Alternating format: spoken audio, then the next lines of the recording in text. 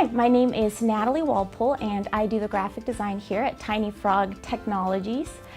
This is part 2 of a 4-part video on preparing yourself for a website overhaul.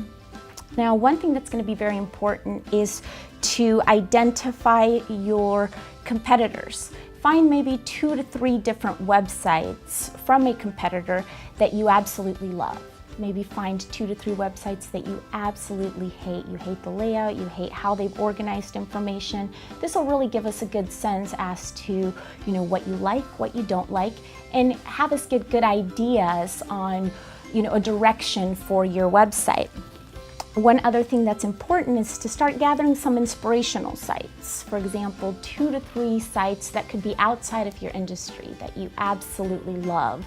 We'll be gathering graphics and just really getting a good sense of how those inspirational sites work, their functionality. We'll get all of that information before starting on your website.